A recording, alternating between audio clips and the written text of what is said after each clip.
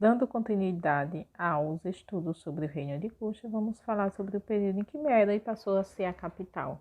Vou deixar aqui no card o link do primeiro vídeo sobre o Reino de Kush. Segundo a arqueologia, durante o período que Meroe foi a capital, os líderes das comunidades votavam no líder mais preparado para ser rei. Depois lançavam sementes no chão, perguntando ao deus da cidade se fizeram a escolha certa. Obtendo resposta positiva, faziam uma festa de coroação do rei. O rei dispunha de uma guarda para protegê-lo e altos funcionários do governo, como chefe de tesouro, escriba-mor e comandante militar.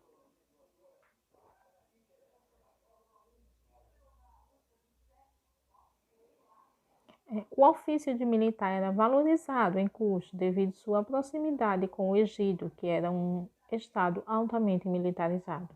Os cuxitas lutavam a pé ou a cavalo, quando necessário. Todos os homens eram convocados para a guerra.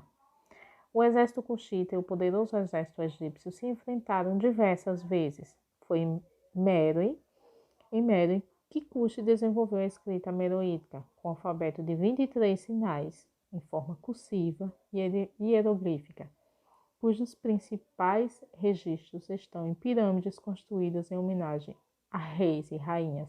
Essa escrita está em processo de decifração, conhecendo-se apenas os sons e não os significados.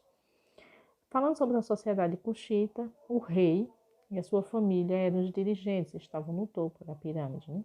Seguido pelos nobres, que ocupavam altos cargos, tinha também os funcionários do governo e eram sacerdotes também. Na camada intermediária estavam os artesãos, comerciantes, os militares e pequenos funcionários.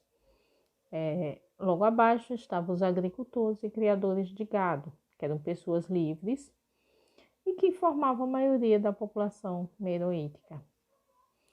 As mulheres tinham papel de destaque como sacerdotisas, inclusive o cargo de sacerdotisa era passado de tia para sobrinha.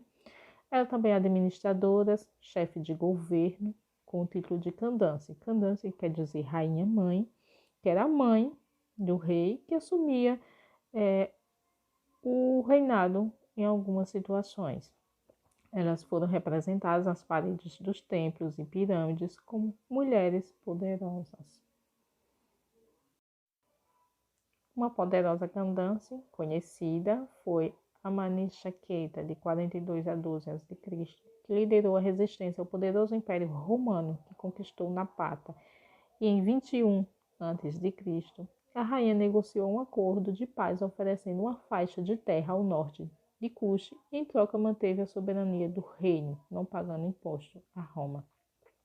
Então, por isso foi uma Candace tão conhecida, devido ao seu papel, a importância que ela teve na história do reino de Kush, essa resistência a Roma.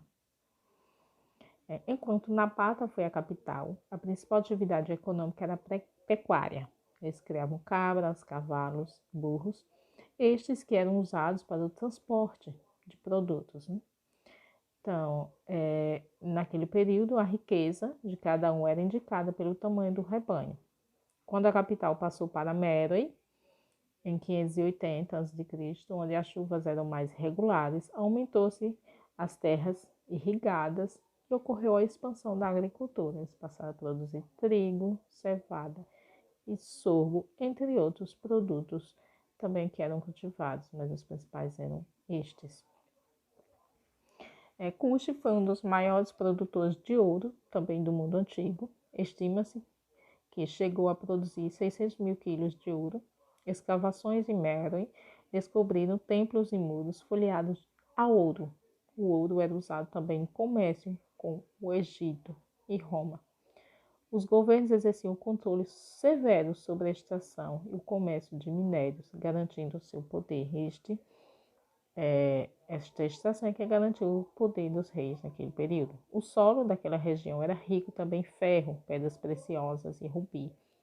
E Meroe, provavelmente, foi o local a partir do qual difundiu-se o conhecimento do ferro, a fusão e o seu manuseio na África.